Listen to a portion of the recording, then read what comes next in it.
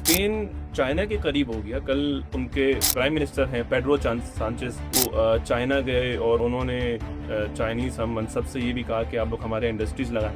मतलब वो American block से निकलने की एक बिल्कुल ही एज पर है। देखिए, जब भी पावर शिफ्ट होती है तो एकदम से नहीं होती, उसमें स्लो स्लो चीजें आती हैं। बिल्कुल, एक सिटिंग प्रेसिडेंट इस तरह की बातें कर रहा है। नफसियाती मरीज हो गया है, ये साइकोपैथ हो गया है। इसको फौरी तौर पे किसी एक अच्छे करना चाहिए। नफसियाती अस्पताल में इसको जाके वो जमा कराना चाहिए। अगर वहाँ कोई नहीं है तो यहाँ भेज दें पाकिस्तान, हम अपने खर्चे पे इसका इलाज करवाएंगे। मैं आपको बता रहा हूँ, आप कह रहे हैं आप खर्चा उठाएंगे, मैं अपने खर्चे पे उसका यहाँ नफसियाती अस्पताल में इलाज करवाऊंगा कि वो आए यहाँ पर। नेतन्याहू की ही कोई मक्कारी हो जो चाहता है कि अमेरिका नेटो से हट जाए, ताकि हम अगर तुर्की में कल को हम हमला करना चाहें, उसको वीक करना चाहें, तो नेटो को कोई और ममालिक हिम्मत नहीं कर आगे आने की। देखिए, इसका पस मंजर ये बहुत उम्दा है जो आपने खुद भी बयान किया है। पहली बात यह है कि जो तुर्की है वो ये समझ गया है कि ईरान के बाद हमारी बारी लगने वाली है। अगर वो पाकिस्तान की तरफ इस तरह की कुछ हिमाकत करने की कोशिश करता है तो पाकिस्तान किस तरह जवाब देगा?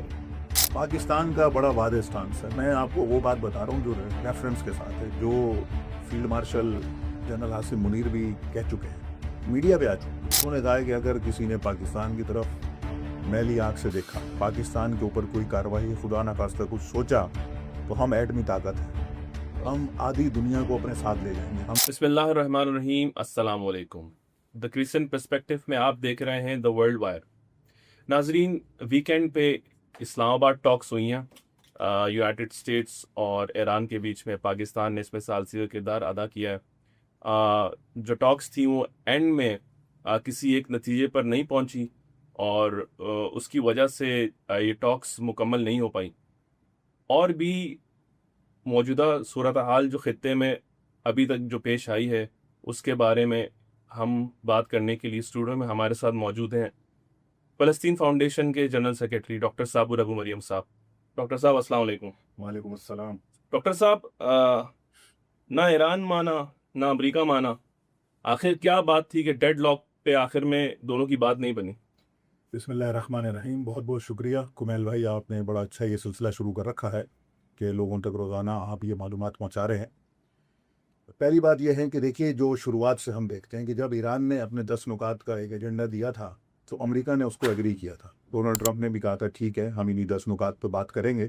लेकिन जब जेडी वेंस यहाँ पर आए और उन्होंने जब कहा यह जा रहा है, अब ये इतलात है, वल्लाह आलम सही है या नहीं, कमरे में जब बातचीत शुरू हुई और सारी चीज़ें जब तबादला शुरू हुआ अपने मुतालबात का, चीज़ों का बातचीत हुई, तो उसमें 2 मुतालबात तो प्री मुज़ाकरात थे, ठीक, मुज़ाकरात से पहले होने थे। एक, गज़ा और लुबनान में मुकम्मल जंगबंदी ईरान के साथ साथ, जो कि आखिर तक नहीं हो पाई। जो नहीं हो पाई। दूसरी अहम बात ये थी कि जो ईरान के मुंजमद असासे हैं वो भी नहीं हो पाए। तो ईरान ने तो उसमें ये बड़ा वाज़े तौर पे कहा था कि हम तो नेक नियति के साथ आए हैं, ये 10 नुकात लेकर आए हैं। जेडी वेंस ने वहाँ पे यू टर्न लेना शुरू कर दिया। उन्होंने कहा मिसाइल प्रोग्राम बंद करो, जो इतलात मौसूल हो रही हैं अभी, वल्लाह आलम इसमें कितनी सदाकत है। तो उस पर ईरानियों ने कहा कि जिन नुकात पर हमारी बात है हम उस पर बात करेंगे। और ये कोई इस तरह नहीं था कि कहा यह जा रहा था कि मसलन शायद ये तासुर था। देखें, अमेरिका का एक रिवाज है या उसकी एक कहना चाहिए कि तारीख है कि जब भी उसने किसी कौम के साथ मुज़ाकरात किए हैं, किसी नेशन के साथ, किसी रियासत के साथ, किसी भी हुकूमत के साथ, उसका एक साइकोलॉजिकल उसका एक रहा है कि उसने हमेशा डिक्टेट किया है।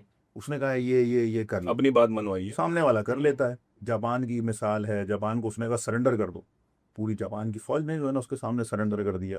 वियतनाम है, वेनेजुएला है, और कई मिसालें हमारे सामने हैं। लेकिन ईरान ने कहा कि ये मुज़ाकरात का मतलब ये तो नहीं है कि हम तुम्हारी टर्म्स के ऊपर तुम्हारी बातें मानेंगे। आप देखेंगे जेडी वेंस ने जो प्रेस कॉन्फ्रेंस की है 21 घंटे के मुज़ाकरात के बाद, उस प्रेस कॉन्फ्रेंस में उसने क्या कहा कि Iran did not accept our terms. भाई, तुम्हारी टर्म्स क्यों है मानेगा ईरान? तुम कौन हो? पहला पॉइंट्स तो ईरान की डिस्कस हो रहे हैं और टर्म्स आप ला रहे हैं। आप ला रहे हैं। तो जब 10 टर्म्स आ गई हैं, बात तो इसके ऊपर होगी। अब आपकी टर्म्स बीच में कहाँ से आ गई? ये तो गैर कानूनी बात हो गई ना, एक तो गैर इखलाकी बात हो गई कि जब 10 चीज़ों पे हम मुत्तफिक थे तो बीच में और चीज़ें कहाँ से आ गई? आपकी टर्म्स क्या है फिर? ये तो नहीं होनी चाहिए थी। और दूसरी अहम बात कि जेडी वेंस इतना कोई, मैं जितना तालिब इल्माना सोच रखता हूँ, आपकी मालूमात मुझसे ज़्यादा है, कि जेडी वेंस इतना कोई एक्सपर्ट पॉलिटिशियन भी नहीं है। मैं यही नाज़रीन को बताना चाहता हूँ कि जेडी वेंस एक ऑथर था एक्चुअली, और उसने बचपन में इतना अब्यूज़ देखा, उसके मदर फादर स्प्लिट हुए, वो जो देख घर का जो माहौल होता है उसकी वजह से काफ़ी डिस्टर्बेंस भी उसको सामने करने पड़े। और वो प्रॉपर एक पॉलिटिशियन इस तरह भी नहीं है कि वो एज अ लॉयर है।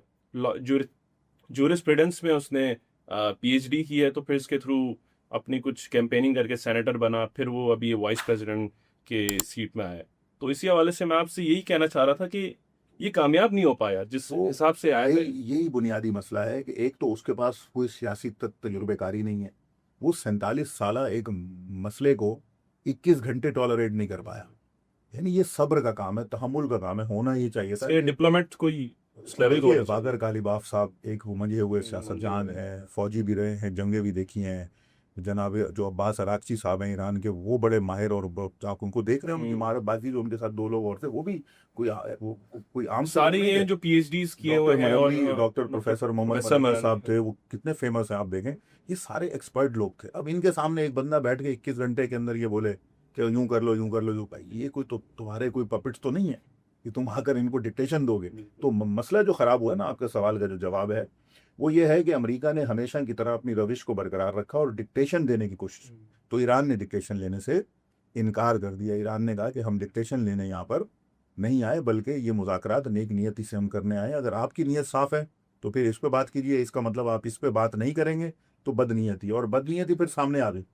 ट्रंप ने 21 घंटे के बाद 22वें घंटे में एक ट्वीट छोड़ दिया कि बहरी नाकाबंदी हो रही है, फलाना, और अब कर हाँ, मैं लो इसी भाई तरफ बहरी आपकी तरफ आऊंगा इसी तरफ इस सवाल को लेके।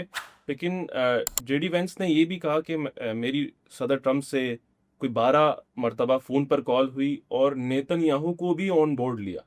यानी हु इज ही कि वो डिक्टेट करे एक वाइस प्रेसिडेंट को, जो एक बहुत ही अहम ओहदा रखती है यूनाइटेड स्टेट्स में। इसमें नेतन्याहू को कोई अमल दमल नहीं।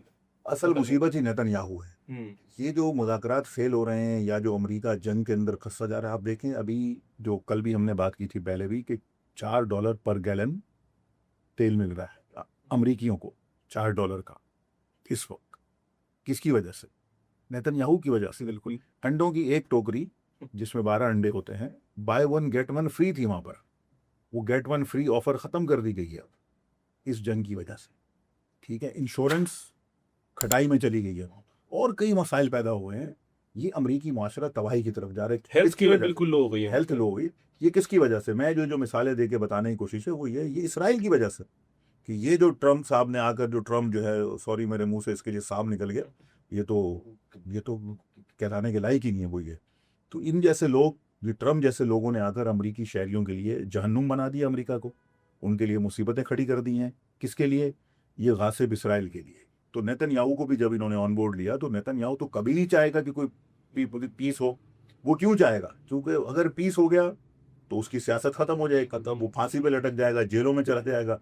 तो वो तो चाहता है कि ये जंग इसी तरह वो दुनिया में होती रहे। अब वो स्पेन को धमकियां दे रहा है, स्पेन को, तुर्की को धमकियां दे रहा है। ये आगे हम अगर आप चाहेंगे तो बात करेंगे इस मौजू और पर। इसी वजह से स्पेन चाइना के करीब हो गया। कल उनके प्रेसिडेंट हैं, प्राइम मिनिस्टर हैं पेड्रो सांचेस, पीड्रो सांचेस। वो चाइना गए और उन्होंने चाइनीज हम मनसब से ये भी कहा कि आप लोग हमारे इंडस्ट्रीज लगाएं। मतलब वो अमेरिकन ब्लॉक से निकलने की एक बिल्कुल ही एज पर है। देखिए, जब भी पावर शिफ्ट होती है तो एकदम से नहीं होती, उसमें स्लो स्लो चीजें आती हैं। अब ये हमने पहले एपिसोड में भी डिस्कस बात किया की था थी, कि वो हमने ताइवान की बिल्कुल ओपोजिशन लीडर वो भी तो आई अब आप थी। देखिए कि बस स्लो स्लो जब ये पावर अब शिफ्ट हो रही है तो एकदम से तो पावर इधर से उठा के, कोई पावर ये चाय का कप तो नहीं है इधर से उठा के मैं आपके पास रख दूं। पावर तो ये है कि अब स्लो स्लो शिफ्ट होगी, एक कमजोर होगा, दूसरा ताकतवर होगा। तो ये अब हम और आप, ये पूरी दुनिया, ये नस्ल ये मुशाहिदा कर रही है। मसलन स्पेन टूट रहा है इनके पास। एक और बड़ी पेशरफ्त हुई है जो वहाँ पे हंगरी में, ठीक है, विक्टर ऑर्बन, वो इसराइल का बड़ा एक जिसको कहना चाहिए कि पिछले 15-16 साल से वो डट के बैठा हुआ था वहाँ पे, हुकूमत पे वो कब्जा करके, उसको उठा के फेंक दिया वहाँ हमने। क्यों? क्योंकि वो इसराइल की हिमायत कर रहा है। इसराइल क्या कर रहा है? गजा में जेनोसाइड कर रहा है, लबनान में जेनोसाइड कर रहा है, शाम पे बमबारी कर रहा है, ईरान पे बमबारी कर रहा है। इस वजह से लोग नफरत कर रहे हैं। यूरोप के लोग, मगरिब के लोग सारे इसराइल को पसंद नहीं कर रहे। इसराइल आइसोलेट हो रहा है और उसके चाहने वाले भी आइसोलेट हो रहे हैं। तो ये एक, अब ये मिसालें हमारे सामने आ रही हैं और आगे चलकर और कई ममालिक हैं। कनाडा की बात कर लीजिए। कनाडा ने कहा कि हम 70%, कार्नी ने जो उनके प्राइम मिनिस्टर हैं, उन्होंने क्या कहा? कल ही की बात है ना, उन्होंने कहा कि हम जो 70% जो दे रहे थे हर उसमें डिफेंस बजट आज से बंद, बाय बाय अमेरिका। तो अब अमेरिका को सब बाय कर रहे हैं। अब कोई अहमक ही होगा जो इस वक्त अमेरिका को कहेगा कि मोस्ट वेलकम। बिल्कुल। साबिर साहब, ट्रम्प बौखला गया है बिल्कुल। अजीब अजीब ट्वीट करता है। अमेरिकी वक्त के रात के वक्त के मुताबिक कोई 10-11 बजे उसने ट्वीट्स करना शुरू की, अपने ट्रुथ सोशल पे पोस्ट करना शुरू की। सुबह 4 बजे तक उसकी कंटिन्यूस एक पोस्ट आती रही हैं जिसमें कुछ ब्लैश फेमस उसने भी कहा, खुद को हज़रत ईसा जाहिर कर रहा है कि मैं लोगों को क्योर कर रहा हूँ, मैं लोगों को बचा रहा हूँ। और पॉप लियो द 14th, जो फर्स्ट अमेरिकन बॉर्न पॉप हैं अब तक के, तो उनको भी धमकी दी है उन्होंने, बाकायदा थ्रेट किया उनको, और उनको कहा है कि ना इसको फॉरेन पॉलिसी का कुछ पता है और ये बहुत कमज़ोर है। तो ये इसको एक क्रिश्चियन कम्युनिटी दुनिया भर की कैसे देखती है, और ईरान का इसको कोई जवाब आए इस बात? पहली जो बात है, देखें ये बात तो सही है कि ट्रंप झुंझुला गया है। उसकी झुंझुलाहट पहले दिन से अब सामने आती जा रही है बात, पहले दिन से नजर आ रही है ना। कभी कुछ कहता था, कभी कुछ, कभी कुछ, कभी कुछ, फिर आ गया अब्राहम रुमुस, अब वो आ गया बहरी नाकाबंदी। अब आप जैसा कह रहे हैं कि रात 12 से लेकर अमेरिकी टाइम 4 बजे तक उसने नींद उड़ गई उसकी मुसलसल। इसका मतलब है कि वो अंदर से फारिग हो गया, बेकार हो गया, उसको यानी टेंशन है, फ्रस्ट्रेशन है। पर फ्रस्ट्रेशन से भी आगे की कोई टर्मिनोलॉजी हमारे पास हो तो हमें वो बतानी चाहिए, मेरे इल्म में नहीं है फ्रस्ट्रेशन से ऊपर की चीज़ क्या हो सकती है। तो वो साइकोपैथ हो गया, साइकोपैथ, ये परफेक्ट वर्ड। वो साइकोपैथ हो गया। वो सोच रहा है कि मेरी ट्वीट से ही जंग जीती जा रही है। वो समझ रहा है कि मैंने 10 ट्वीट कर दूंगा 12 से सुबह 4 तक, तो इसका मतलब जंग मैं यहाँ लड़ रहा हूँ। जंग मैदान में लड़ी जाती है। आओ तुम्हें वो बताएंगे जंग कैसे लड़नी है। जिन्होंने आबनाए उर्मुस को बंद कर रखा है, जिनकी इजाज़त के बगैर आबनाए उर्मुस से कोई जहाज नहीं जा सकता, जिनके एक वार्निंग कॉल पे तुम्हारा अमरीकी बैरी जो है, क्या नाम है, ये माइन सुपर जो जहाज है, वो जंगी जहाज डिस्ट्रॉयर, वो भाग जाता है। तो ये जंग है, ये ट्वीट के ऊपर जंग नहीं है, पहली बात। दूसरी बात जो देखें, हज़रत ईसा अलैहिस्सलाम, हज़रत ईसा अलैहिस्सलाम कौन है? हज़रत ईसा अलैहिस्सलाम मजलूमों से मोहब्बत करने वाला एक पैगंबर खुदा है, एक इंसान है, एक आदमी है, एक मखलूक खुदा है। वो क्या है? अगर वो किसके साथ है? वो गरीबों की वो मदद करते थे, वो बीमारों का इलाज करते थे, जुल्म के खिलाफ आवाज, जुल्म के खिलाफ आवाज़ उठाई उन्होंने, इस्तकबार को उन्होंने जो है ना वो नीचा किया। उनकी पूरी ज़िंदगी क्या है? अगर हम उनकी शान में अगर ये तारीफ़ करें तो मेरा ख्याल है कि पूरा प्रोग्राम ही कम हो जाए जो उनकी शान है, जो उनका काम है। तो अब भी आज अगर हज़रत ईसा अलैहिस्सलाम तशरीफ़ लाएंगे तो क्या उनका किरदार ये एप्स्टीन फाइल वाला होगा, नाउज़ुबिल्लाह, जो ट्रम्प का है? क्या हज़रत ईसा उन लोगों के साथ खड़े होंगे जो फ़लस्तीन में 70,000 लोगों के कातिल हैं? क्या हज़रत ईसा अलैहिस्सलाम उन लोगों का साथ देंगे जिन्होंने $22 अरब इसराइल को असला दिया है कि उसने वो जो है वो गज़ा पे उन्होंने वो जेनोसाइड की? क्या हज़रत ईसा अलैहिस्सलाम लबनान में जेनोसाइड करने वालों के साथ होंगे? क्या हज़रत ईसा अलैहिस्सलाम ईरान में मिनाब की जो स्कूल की बच्चियों को कत्ल करने वालों? नहीं, ये हज़रत ईसा नहीं है। हज़रत ईसा अलैहिस्सलाम इंसानियत के पैगम्बर हैं, वो इंसानियत की बेहतरी के लिए है। जब भी वो तशरीफ़ लाएंगे, हमारा ये ईमान है कि उन्होंने आना है। ईसाइयों में अलग अलग अकीदे हैं, लेकिन हमारा ये अकीदा है, बतौर मुसलमान हम उन पर ईमान रखते हैं। हज़रत ईसा अलैहिस्सलाम जब तशरीफ़ लाएंगे तो वो इन मज़लूम फ़लस्तीनियों के साथ खड़े होंगे, वो लबनानियों के साथ खड़े होंगे, वो मज़लूम कश्मीरियों के साथ खड़े होंगे, वो ईरान के भाइयों के साथ खड़े होंगे, वो यमन के भाइयों के साथ खड़े होंगे। ये हज़रत ईसा है। ये ट्रम्प कहाँ से बदबख्त आ गया? ये तो जालिम है, ये तो कातिल है, इसके हाथ पर तो खून है। ईरान का, लबनान का, शाम का, यमन का, इराक का, अफगानिस्तान का, कितने आपको बताओ, ये सारा फ़ोन इसके हाथ पर है। ये इसने मैं समझता हूँ इसने हज़रत ईसा अलैहिस्सलाम की तौहीन, बहुत बड़ी तौहीन की। ये तमाम ईसाइयों को चाहिए कि इसके खिलाफ उठ खड़े हों। ना सिर्फ पाकिस्तान में इसके खिलाफ एहतजाज करना चाहिए, बल्कि दुनिया भर में ईसाइयों को यूनाइटेड चाहिए। स्टेट्स के जो कार्डिनल हैं उन्होंने भी बयान दिया है कि वो बहुत शॉक्ड हुए कि बिल्कुल, एक सिटिंग प्रेसिडेंट इस तरह की बातें कर रहा है। नफसियाती मरीज हो गया है, ये साइकोपैथ हो गया है। इसको फौरी तौर पे किसी एक अच्छे करना चाहिए। नफसियाती अस्पताल में इसको जाके वो जमा कराना चाहिए। अगर वहाँ कोई नहीं है तो यहाँ भेज दें पाकिस्तान, हम अपने खर्चे पे इसका इलाज करवाएंगे। मैं आपको बता डॉक्टर रहा हूँ, साहब, आप कह रहे हैं आप खर्चा उठाएंगे, मैं अपने खर्चे पे उसका यहाँ नफसियाती अस्पताल में इलाज करवाऊंगा कि वो आए यहाँ पर। तो डॉक्टर साहब, तुर्की ने भी कुछ सुनने में आया कि वार्निंग दी है, कुछ उलझ रहा है, इसराइल जैसे दूसरे मुल्कों के साथ उलझ रहा है।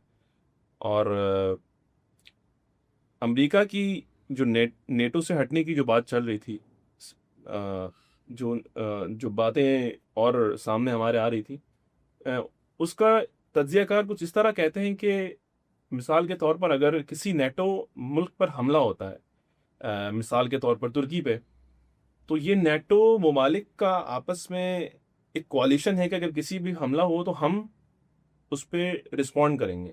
अब इसराइल के लिए हम देखते हैं कि यूनाइटेड स्टेट्स के अलावा और कोई मुल्क उसके लिए मसला नहीं है, यूरोप का किसी कोई भी मुल्क हो।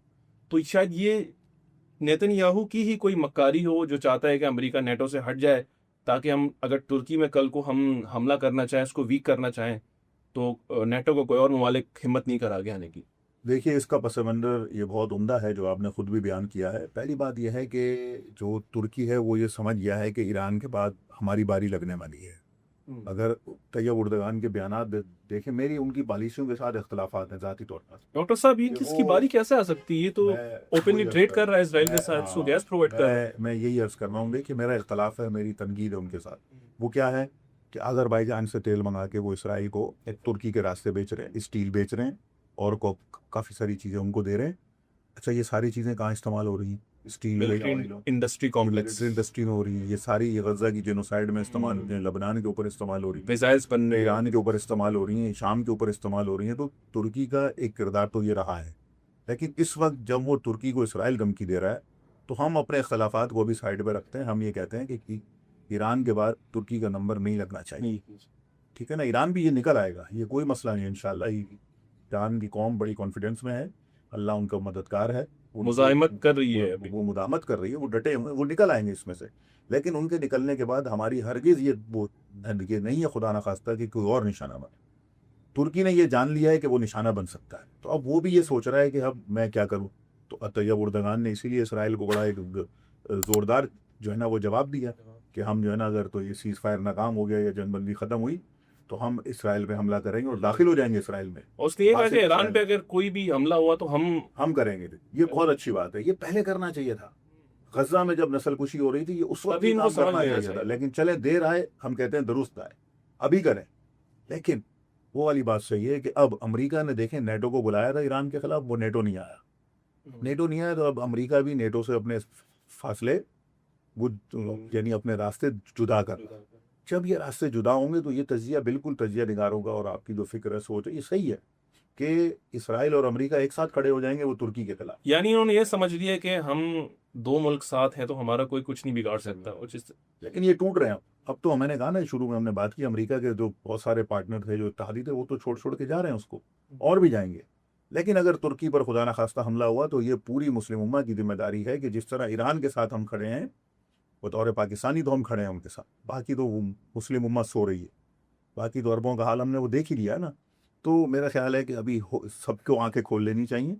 अगर तुर्की को इस तरह धमकियां दी जा रही हैं तो ये सबकी जिम्मेदारी है कि इन धमकियों का जवाब दें, इसराइल को लगाम दें। इसराइल ही देखें, ख्वाजा मोहम्मद आसिफ साहब ने उस दिन अपने एक इंटरव्यू में भी बात की है, मेरे ट्विटर अकाउंट पे भी है वीडियो। उन्होंने कहा कि इसराइल को लगाम लेनी चाहिए। दुनिया के अमन के अंदर सबसे बड़ी रुकावट इसराइल है। वो लगाम कैसे है? इसराइल को हटना पड़ेगा, ख़त्म होना पड़ेगा।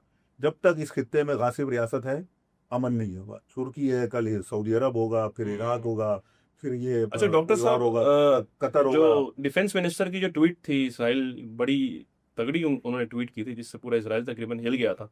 तो उनके कुछ मिनिस्टर्स ने ऐसा रिस्पॉन्ड किया उस पर कि लास्ट टाइम भी एक इस्लामिक मुल्क ने हमारी एग्जिस्टेंस पे हमें ख़त्म करने का कहा था, तो देख लो उनके साथ क्या हुआ। इन्होंने ईरान की तरफ इशारा किया। क्या हुआ? तो मैं अपने नाज़रीन को चाहता हूँ कि इसराइल इनको बताएं कि अगर वो पाकिस्तान की तरफ इस तरह की कुछ हिमाकत करने की कोशिश करता है तो पाकिस्तान किस तरह जवाब देगा? पाकिस्तान का बड़ा वादे स्टांस है। मैं आपको वो बात बता रहा हूँ जो रेफरेंस के साथ है, जो field marshal general Asim Munir भी कह चुके हैं, मीडिया पे आ चुके हैं। उन्होंने कहा है कि अगर किसी ने पाकिस्तान की तरफ मैली आंख से देखा, पाकिस्तान के ऊपर कोई कार्रवाई खुदा न खास्ता कुछ सोचा, तो हम एटमी ताकत हैं, हम आधी दुनिया को अपने साथ ले जाएंगे। हम तो जाएंगे, कोई बात नहीं, हम जाएंगे, लेकिन आधी दुनिया हम भी अपने साथ ले जाएंगे, छोड़ेंगे किसी को नहीं। तो ये इसराइल अपनी खाम ख्यालियों में रहे कि ये पाकिस्तान की तरफ देखेगा, वो ईरान से नहीं अभी वो निमट सकता। ईरान ने उसकी ईंट से ईंट बजा दी है, फिर पाकिस्तान तो उससे बात की चीज़ है। हिजबुल्ला ने जो लुबनान में है, उसने इनकी ईंट से ईंट बजा दी है। फ़लस्तीनी मुज़ाहमत ने, हमास ने और बाकी लोगों ने इनका क्या हशर किया, वो सब देख रहे हैं आज।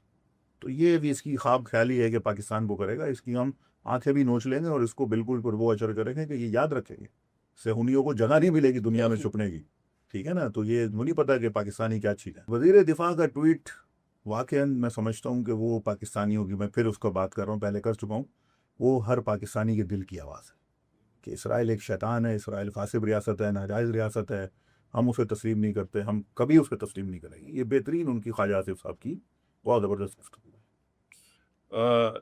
डॉक्टर साबिर साहब, ये ट्रम्प कुछ ही लम्हों में नेवल ब्लॉकेट करने वाला है outside of the straight of Hormuz. यानी ईरान की तरफ से अगर कुछ शिप्स नहीं आ रही हैं तो हम भी किसी ईरान की फ्लीट को या किसी और कमर्शियल फ्लीट को अंदर जाने नहीं देंगे ईरान के लिए। और इसी लम्हे में चाइनीज़ फॉरेन मिनिस्ट्री का बयान भी आया कि ईरान से हमारे देरीना ताल्लुकात हैं। हम उनसे इजाज़त हमने ली हुई है। तो हम अगर ऐसा कुछ हो कि नेवल ब्लॉकेट होती है और मतलब ये चाइना को भी वार्न कर रहा है कि अगर ये के साथ करेगा तो हम टैरिफ्स लगा देंगे या फिर अमेरिका की जो एक जंग है ज़ाहिरी तौर पर तो ईरान के खिलाफ है, बातनी तौर पर चाइना के खिलाफ है। वो इस खित्ते में चाइना को कर्टेल करता चाहता ये वाहिद मुल्क है जो सुपर पावर मुल्क है जो जंग में अभी तक उतरा नहीं। रशिया भी ऑलरेडी बिल्कुल ऐसे। यूक्रेन तो में ये चाइना को कर्टेल करना चाहता है, चाइना के बढ़ते हुए रसूख को, कारोबार को, तिजारत को, तरक्की को रोकना चाहता है। उसके लिए ये सारा माहौल इसने बनाया है। ज़ाहिरी तौर पर वो दुश्मन अभी ईरान है, जंग ईरान के खिलाफ हो रही है, लेकिन उसके पसे पर्दा अमेरिका के पास जो मकासद हैं वो चाइना को ख़त्म करने के, यानी ख़त्म करने का मुराद उसकी माशी ताकत को तोड़ने के है। ये भी जंग है। अच्छा, इसकी जहाँ खुद तक मईशत खराब हो रही है। बिल्कुल ऐसी, अब जहाँ तक ये इन्होंने कहा है ट्रंप ने कि भाई मैं ये कर दूंगा, बहरी बहरी नाकाबंदी, वो कर लो। अगर तुम ईरान के जहाज रोकोगे तो ईरान ने कहा है कि फिर किसी का जहाज नहीं बचेगा। अगर तुम रोकोगे किसी भी बंदर, यानी उन्होंने क्या क्या कहा है, उनके इब्राहिम जुल्फकारी ने उन्होंने कहा अगर कोई बंदरगाह पर हमारे जहाज महफूज नहीं रहेंगे तो फिर दुनिया में किसी के भी जहाज किसी बंदरगाह पे महफूज नहीं रहेंगे, हम उसको निशाना बनाएंगे। यानी अगर हमारी बंदरगाह नहीं चलेगी, खामोश हो जाएगी, या बिल्कुल आप उसको ब्लॉकेट कर देंगे, तो फिर किसी और की बंदरगाह भी खित्ते में नहीं चलने देंगे। ये उन्होंने बता दिया। और हो सकता है वो इसराइल की बंदरगाहों को उड़ा दें। खित्ते में और ऐसी बंदरगाहें मौजूद हैं कि जिनकी वजह से, जिनके आबाद होने से खित्ते की दूसरी बंदरगाहें जो है ना वो नाकारा हो गई। जैसे मिसाल है हमारी गवादर, दुबई बंदरगाह वो बन गई, सारा बिजनेस वो ले गई, हमारी गवादर को पीछे छोड़ दिया। क्यों? बलूचिस्तान में अनारकी, दहशतगर्दी, फसाद, ये किसने करवाया? ये सारा इन अरबों ने करवाया। अच्छा, ये ब्लॉकेट अगर होता है हॉर्मुज़, क्योंकि हॉर्मुज़ से वर्ल्ड का 20% ट्रेड ही वहाँ से होता है, तो आप इस ऐसी कंडीशन में कराची की क्या पोजीशन देखते हैं, जो प्रायर टू दुबई एक इंटरनेशनल हब था जहाँ टूरिस्ट आते थे, जहाँ इंटरनेशनल बहुत सारे वफूद आया करते थे स्पेशली कराची में, और इसके एक स्ट्रेटेजिक शहर था यहाँ दुनिया भर में, इसकी एक इम्पोर्टेंस थी। तो उसको ये वो वक्त आप दोबारा देखते हैं कराची में? कराची बहुत अहम है। ये बहुत अहम सवाल भी बहुत अहम है, गुफ्तगू बहुत अहम है। देखिए कराची नहीं चल पाया, मैंने जिस तरह आपसे कहा कि गवादर नहीं चल पाया, उसकी वजह वो दुबई पोर्ट है। अच्छा, दुबई पोर्ट को चलाया गया, हमें मसनूई तौर पर दहशतगर्दी में उलझाया। ठीक है। ये BLA और ये सारे, ठीक है, आज कराची की इस बदहाली का जिम्मेदार कौन है? यही सारे अरब हैं, ये यूएई है। अच्छा ये भी इसमें बिल्कुल। इन्वॉल्व है? जब कराची नहीं चलेगा तो कौन चलेगा? भाई दुबई चलेगा ना। दुनिया दुबई जाए, कितना दूर है वो कराची से दुबई? 2 घंटे। ठीक। तो अभी आपको बताऊं, अभी ये जंग है, आप ये खबरें मॉनिटर कर रहे हैं, सरमायादार दुबई से भाग रहे, अच्छा, हांगकांग जा रहे हैं, सिंगापुर जा रहे हैं, और तीसरा बड़ा ऑप्शन उनके पास है कराची। कराची आ सकते हैं। मैं हुकूमत से आपके इस प्रोग्राम के जरिए ये दरख्वास्त करता हूँ कि फौरी तौर पर कराची को दोबारा से डेवलप कराएं, इंफ्रास्ट्रक्चर इसका इसका इंफ्रास्ट्रक्चर बेहतर कर दें। आप देखिएगा अगले 6 महीने साल के अंदर कराची फिर पहले जैसा बन जाएगा, दुबई से बड़ा बन जाएगा। यहाँ पूरा दुनिया का बिजनेसमैन आपके पास बैठेगा, आकर काम करेगा, क्योंकि अमनियत है, बड़ा शहर है, हर चीज़ है यहाँ पर। क्या नहीं है जो वहाँ पर है? और डॉक्टर साबिर साहब, इसमें एक और फायदा उन ममालिक का इस तरह से भी होगा कि पाकिस्तान एक गेटवे है। बिल्कुल। यहाँ से सेंट्रल एशिया आप आराम से जा सकते हैं और अपना ट्रेड और मजबूत बेहतर कर सकते हैं। अभी हालिया में आज ही ये हुआ है कि उज़्बेकिस्तान गुड्स गए हैं, मतलब पाकिस्तान जी से, जी बिल्कुल, जो जाते हैं ईरान के थ्रू गए हैं। आज वो कॉरिडोर, आज वो कॉरिडोर बाकायदा उसका आगाज हुआ है। ईरान के थ्रू वो उज़्बेकिस्तान गया है, पाकिस्तान ने से की बॉर्डर्स के थ्रू ही। तो ये मतलब एक फर्स्ट स्टेप है। जब ये अगर अगर पोर्ट भी इस तरह ओपन हो जाए पहले की तरह और एक इंटरनेशनल हब बन जाए, तो क्या इम्पोर्टेंस होगी पाकिस्तान की? ये देखिए, पहले भी जैसा मैंने अर्ज किया कि कराची की बदहाली में कुछ नादीदा कुव्वतों का किरदार है, उसमें ये वही है जो बेनिफिशियरी है। देखना है, देखें ये तज्जिया हम क्यों कर रहे हैं। हम देख रहे हैं कि भाई इसकी बदहाली का बेनिफिशियरी कौन है उधर। जब हमें बेनिफिशियरी ये नज़र आ रहे हैं सामने, तो अब तो ये बेनिफिशियरी भी नुकसान उठा रहे हैं ना। अब तो लोग इनके पास से भी भाग रहे हैं, अब तो अमनियत नहीं है इनके पास। अब ये निकल रहे हैं। अब हमारी हुकूमत की जिम्मेदारी है वो फौरी तौर पर कराची को वापस रिस्ट्रक्चर करे, उसको रीस्टैब्लिश करे उसी सतह पर जो इंटरनेशनल स्टैंडर्ड है, जहां सरमाएदार चाहता है वो आएंगे। मैं बहुत से लोगों को जानता हूं जो यहाँ पे आना चाहते हैं, बहुत मुमकिन है बहुत छोटे लेवल के वो बिजनेसमैन हो, सरमाएदार हो, लेकिन वो आना चाहते हैं, तो दुबई से पैसा निकाल के यहाँ रखना चाहते हैं। तो ये इसकी इंपॉर्टेंस है कि अगर ये हो गया तो देखिए, मुआशी तरक्की किसको नहीं चाहिए। अगर पाकिस्तान तरक्की करेगा, कराची मुआशी हब बनेगा, तो पूरा पाकिस्तान खुशहाल होगा। हम अपने कर्जे उतार पाएंगे, हमारी खुद मुख्तारी में इजाफा होगा। हमारे यहाँ ये जो मसाइल हैं, तालीम के, सेहत के और मसाइल हैं, ये भी इंशाल्लाह सारे हम खुद कफील होंगे हम। लेकिन उसके लिए हमें इस वक्त इस जंग की ये अपॉर्चुनिटी है। देखें, जंग हर किसी के लिए अपॉर्चुनिटी आती है। जिनके साथ हो रही है उनके पास भी उनका नुकसान भी हो रहा है, लेकिन उनके पास भी अपॉर्चुनिटीज आ रही है। जैसे ईरान ने जब ये ठीक है ना, वाकयात में और ज्यादा बिल्कुल वो अपनी सरप्लस में जाने लगी, बिल्कुल वो अपनी अपॉर्चुनिटीज को अवेल कर रहे हैं, तो हम क्यों ना करें। हम हमें क्यों ये बैठे रहे कि भाई नहीं भाई ये तो मुत्तहिदा अरब अमारात हमारे भाई हैं। भाई ठीक है, भाई भाई अपनी जगह, हम अपना फायदा देखेंगे, आप अपना फायदा भी देखें। आप अपनी पोर्ट चलाएं, हम अपनी पोर्ट चलाते हैं। चाइना क्यों सी पैक यहाँ से लेके गुजरा है, क्यों उसने जाहिर है ऐसी इतनी इन्वेस्टमेंट नहीं करेगा वो। चाइना कोई बेवकूफ मुल्क तो नहीं है ना। उसने 54-55 अरब डॉलर यहाँ पे लगाया है, बिजली के क्राइसिस को मैनेज किया है, सड़कों के क्राइसिस को उसने मेंटेन किया है, मोटरवेज बनवाई हैं, सड़कें बनवाई हैं, जाल बनाए ताकि गवादर तक, उसकी पोर्ट तक वो रसाई ईजी हो जाए। तो ये इसकी इंपॉर्टेंस है पाकिस्तान की हर लिहाज से, चाहे सेंट्रल एशिया के लिहाज से आप लें, चाहे वेस्ट एशिया के लिहाज से लें, और फिर इसी तरह जब वेस्ट एशिया से आप आगे निकल जाएं तो फिर बहरे रूम के अंदर, बहरे रूम से आगे आप फिर अफ्रीका है एक तरफ यूरोप है। तो आप 3-4 बड़े आदमों के अंदर आप जा सकते हैं। यानी सिर्फ टोल टैक्स जो होता है इंटरनेशनली वही अरबों डॉलर, यही अरबों डॉलर से बिल्कुल। मैंने लास्ट उसमें जो स्विस कनाल है उसकी मई 2025 की रिपोर्ट पढ़ी थी टैक्स की, तो 10 अरब डॉलर था उनका एक साल का टैक्स। इजिप्ट का 10 अरब डॉलर बैठे बैठे। स्विस कनाल, इतनी सी स्विस कनाल है, आपने देखा छोटा सा रास्ता। अच्छा, एक बात बीच में आई थी, आपने कहा था कि 20% जो है ना आबनाए हुर्मुज से तिजारत है, 13-14% तिजारत बाबुल मंदब से भी है। आबनाए वो भी एक ऑप्शन है ईरान के पास। बिल्कुल है। आबनाए हुर्मुज के बंद होने के बाद बाबुल मंदब बंद हो जाएगी, तो ये 35 तो यूरोप चौक हो जाएगा। 35-40% दुनिया की तिजारत खत्म, तो समझे खत्म। फिर दुनिया रहेगी किधर, कौन सी तिजारत। कालीबाफ ने कहा है अमरीकियों को, ईरान के जो स्पीकर हैं बाकर कालीबाफ, उन्होंने अमरीकियों को पैगाम दिया है। उन्होंने कहा कि आज जिस $4 पर गैलन पे तेल खरीद रहे हो, वो जो व्हाइट हाउस के अतराफ में जो पेट्रोल पंप्स का उन्होंने बिल्कुल ट्वीट किया, उन्होंने कहा कि आज जो तुम्हें $4 पर गैलन तेल मिल रहा है, आज चंद दिनों के बाद तुम इस कीमत को तरसोगे। ये अमरीकी अवाम बहुत को बड़ी बात है, फिर बहुत बड़ी बात ये होने जा रहा है। तो हम तो फिर भी अभी यानी कुछ और सोच रहे हैं कि ये इंडस्ट्री भी ये जेनोसाइड दुनिया भर में इसराइल का है, उसमें भरपूर साथ दे रही है। तो अभी हालिया में एक बात उठी कि साउथ लेबनान में लतानी रिवर तक जितने भी इलाके हैं, गांव हैं, वो मैप्स में शो नहीं हो रहे, एप्पल मैप्स के।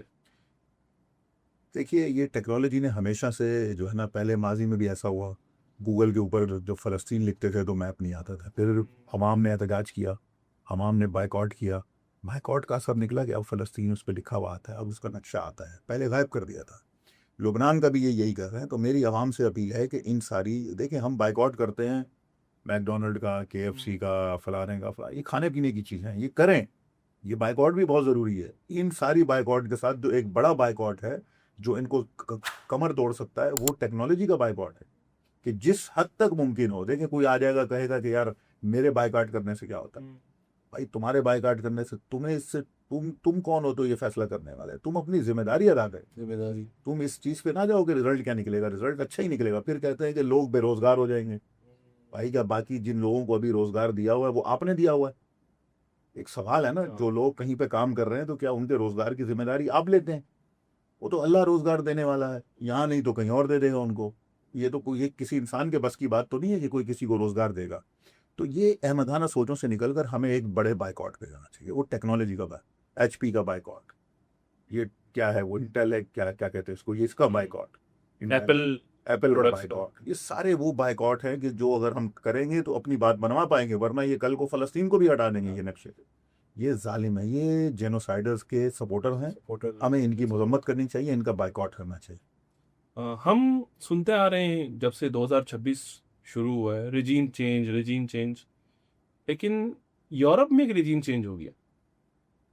हंगरी में आज इलेक्शंस के रिजल्ट आए, वहाँ के ओपोजिशन थे पीटर मैगियार, जो 2/3 मेजॉरिटी से विक्टर ऑर्बन के अगेंस्ट वो जीते।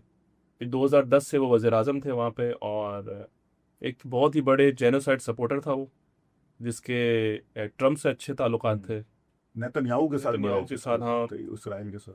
तो इसका वहाँ रिजीम चेंज हो गया, अब नया उनका एक पीएम है। तो अब इस खित्ते में सिचुएशन को कैसे देखते हैं आप?